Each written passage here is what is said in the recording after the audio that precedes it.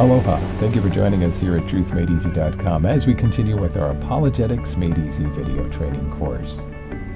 In this video, the Cosmological Argument Part 1, the Surfboard and the Universe, will begin to uncover clues about the universe's age and origin, which will later help us in our quest to prove the existence of God. We're continuing with our 5-point hand illustration here on point 1, proving that God exists. In our last video on cause and effect, we talked about one of the major challenges used against the existence of God. Some say, since we can't see God, he must not exist. As we pointed out, Judaism, Islam, and Christianity all teach that God is immaterial. He's invisible to the human eye. But just because we can't see God doesn't mean he doesn't exist. There are other invisible things that we can't see, yet we know that they exist. We discover their existence using the principle of cause and effect. We talked about cause and effect in our last video as we looked at two examples, wind and Wi-Fi. Even though we can't see wind or Wi-Fi, we can see their effects. With wind, we see its effect on trees as branches bend. With Wi-Fi, we see streaming video and other transmitted data on the screen of a mobile device. We then asked the question, are there any supernatural effects that point to a supernatural being such as God, where God is the cause and something is the effect? And we saw that Albert Einstein thought that the universe appeared to be one giant effect that pointed to God as the cause. You see, up until the early 1900s, in the time of Einstein, many scientists believed in an eternal universe, a universe that did not have a beginning. But when Einstein discovered general relativity, things began to change. Why? Well, because his theory would turn out to mean that the universe was not eternal. Instead, it had a beginning. Einstein called his discovery irritating. Now, why would he react this way? Well, it appears that Einstein concluded that God was the cause of the universe. And as Norm Geisler and Frank Turek point out in their book, he, referring to Einstein, wanted the universe to be self-existent, not reliant on any outside cause. But the universe appeared to be one giant effect, and they add, Einstein said he wanted to know how God created the world. I'm not interested in this or that phenomenon, in the spectrum of this or that element. I want to know his thought. The rest are details.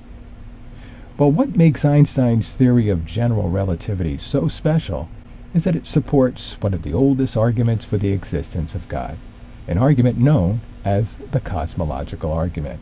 In a trial, attorneys present arguments to support their case. Well, in this course, we'll be focusing on 3 arguments to support the case for the existence of God. The first is the cosmological argument, the second the teleological argument, and the third the moral law argument. In the text we're using for this course, I don't have enough faith to be an atheist. They cover these arguments in detail. However, in the interest of time, we're just going to cover some of the basic points in this video course. Here in this slide, I've simplified the arguments as follows. For the cosmological argument, if the universe had a beginning, it had to have a beginner. The teleological argument tells us that both the universe and life show evidence of design. If they have been designed, they had to have a designer. Lastly, the moral law argument tells us that since we all have a moral law within our hearts, some call it conscience, that enables us to know right from wrong, someone must have put it there. There must be a moral lawgiver. By the way, the different icons you see of the surfboard, space shuttle, heart, and so on, they'll make more sense as we go through our videos and will help you to remember the lessons we learned for each of these 3 arguments. We're going to begin now with the cosmological argument. Don't let the word cosmological throw you. It comes from the word cosmos, which means world or universe. The cosmological argument presents the case for the existence of God as it relates to the beginning of the universe. Again, the main point of the argument is that the universe had a beginning, and if it had a beginning, something or someone must have caused it to begin. Think about it. What being is out there that is able to create this amazing universe of ours that spans 90 billion light years from end to end, has billions and billions of galaxies and stars, an astronomical number of planets, and contains so many life forms here on planet Earth? What being is so incredibly powerful and supremely intelligent to be able to cause a universe such as this to come into existence? Well, as we go through our videos, we will conclude that this being is none other than the God of the Bible, the beginner, designer, and moral lawgiver. Now, the formal cosmological argument is actually quite simple. Everything that had a beginning had to have a cause. We already know this from science class. Number 2, the universe had a beginning. We'll be studying the evidence for this. And 3, the universe had a cause, or as I've added here, a beginner. To simplify the understanding of the cosmological argument, we will use an analogy and compare the similarities of the universe and a surfboard. Now you're probably wondering, what the heck does a surfboard have to do with proving that God exists? Well, let's find out. We'll begin by asking, how old is this surfboard? Either this surfboard is eternal, it's existed forever and is infinitely old, or it had a beginning at some point in the past. That makes sense, right? Those are really the only two options out there. Look around you. Everything you see is either eternal, infinitely old, or it had a beginning at some point in the past. Now, if the surfboard had a beginning, something must have caused it to begin. It had to have a beginner. So what's your guess? Looking at this surfboard, would you say that the surfboard is infinitely old, a surfboard that has been in existence forever? Or would you say that the surfboard had a beginning at some point in time? Well, common sense tells us that if the surfboard was eternal, it would be dust or vaporized into nothing by now. But the surfboard looks shiny and new. It's not dust, so it must have had a beginning. And if it had a beginning, something or someone must have caused it to begin. Now let's look at our universe and ask the same question. How old is the universe? Either the universe is eternal, infinitely old, or it had a beginning at some point in the past. If it had a beginning, something must have caused it to begin. It had a beginner. So how do we determine if the universe had a beginning or not? Well, we can't just look at it like we did with the surfboard and tell if it's eternal or if it had a beginning. Instead, we need to look to science and what is known as the Big Bang fireball explosion. From the Big Bang, we will begin to uncover clues about the universe's age and origin. What we'll discover is that the universe did indeed have a beginning, and we'll get to that in our next video. But before we get to that, let's take a quick look at a few slides here and talk about some of the challenges that some of the kids are facing today in the schools. There are kids today in school that are confused about what they're learning in science class and what they read in their Bible about the origin of the universe and living things.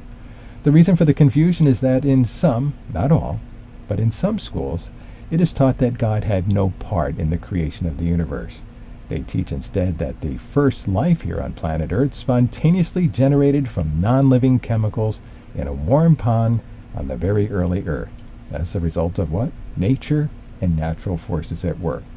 And from that first life evolved all the other forms of biological life that we see here on our planet today, through the process of what they call natural selection. As a result of this type of teaching, some kids feel like they have to choose between science or the Bible. But as we'll see, for the Christian, it's not science or the Bible, it's science and the Bible. Now I need to qualify that statement. When I say science, I mean good science and the Bible. There is good science and there is bad science. Good science, as we'll see in future videos, is not biased. It doesn't rule out God, intelligence, or the supernatural in advance. Good science investigates all evidence and all causes, whether they be natural or intelligent, and follows the evidence wherever it leads. Einstein put it well, science without religion is lame. Religion without science is blind. We agree with Einstein. Christianity and science go together hand in hand. In fact, we're going to see in future videos that science itself can be used in part, to prove, among other things, that God exists. That it was indeed God who created the universe, and it was God who created the earth and all living things. I should point out here that we'll have some bonus videos for you just on the topic of evolution. That's coming up at the end of the course, where we'll study the many weaknesses of Darwinistic evolution and natural selection that kids are being taught in many of our schools and universities. I encourage you to check those out and watch it with your kids or others you know who have questions about evolution. We'll get to these evolution videos after we've completed the 5 points from our hand illustration here: God exists, miracles, the New Testament, and so on. As I mentioned, the Big Bang fireball explosion evidence is coming up next, where we'll discover some amazing things about the beginning of our universe, the galaxies, planets, and stars, and answer the question, is the universe eternal, or did it have a beginning? The answer will help us to uncover clues about the universe's age and origin, which in turn will help us to later prove that God exists. That's next in our video, The Cosmological Argument, Part 2, The Big Bang.